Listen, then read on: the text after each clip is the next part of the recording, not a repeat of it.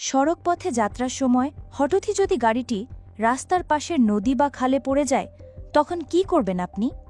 এই প্রশ্নের উত্তর আমরা অনেকেই জানি না। অথচ ঠিক এই মুহূর্তে নেওয়া সিদ্ধান্তই বাঁচাতে পারে আপনার এবং আপনার প্রিয়জনদের জীবন।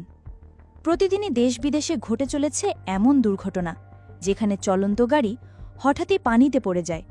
এই পরিস্থিতিতে অধিকাংশ মানুষ ভয় জমে যায়। কারো মাথায় চলে আসে ফোন করে কারো সাহায্য চাওয়া, কেউ আবার জানালার গ্লাস ভাঙতে ব্যস্ত হয়ে পড়ে। অথচ বাস্তবতা হল, এই কয়েক মুহূর্তেই আপনার সঠিক সিদ্ধান্তই নির্ধারণ করবে আপনি বেঁচে ফিরবেন কিনা। প্রথম কাজ, নিজেকে শান্ত রাখুন।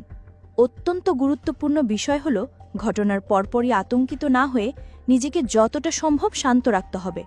এই সময় প্যানিক করলে শারীরিক শক্তি এবং অক্সিজেন উভয়ই দ্রুত শেষ হয়ে যাবে।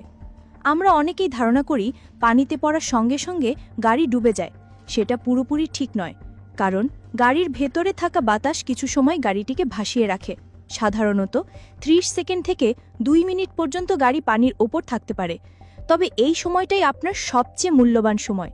গাড়ির সামনের দিকে থাকে ইঞ্জিন, যা তুলনামূলক ভারী। ফলে পানিতে পড়ার সময় সাধারণত সামনের দিকটি আগে ডুবে যায় আর পেছনের দিক কিছুটা ভেসে থাকে।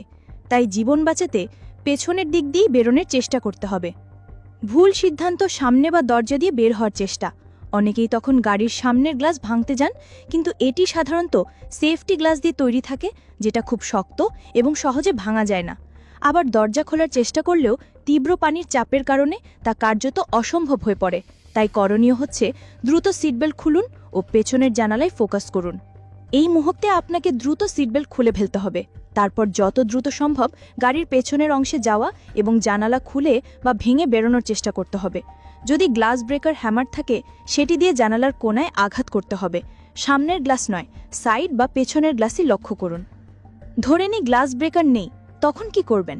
এই অবস্থায় অপেক্ষা করতে হবে চাপ কমার। যখন গাড়ি প্রায় পুরোপুরি পানির নিচে চলে যাবে, তখন ভেতরে বাইরের পানির চাপ কিছুটা সমান হয়। তখন দরজা খোলার সম্ভাবনা থাকে।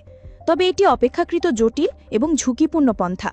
বিশেষজ্ঞরা বলছেন, এই সময় ফোন করে কারো সাহায্য চাওয়ার চেষ্টা করবেন না, কারণ ঘটনাস্থলে রেস্কিউ টিম পৌঁছানোর আগেই দুর্ঘটনা ঘটে যেতে পারে। নিজের জীবন বাঁচানোর জন্য আপনাকেই আগে চিন্তা করতে হবে।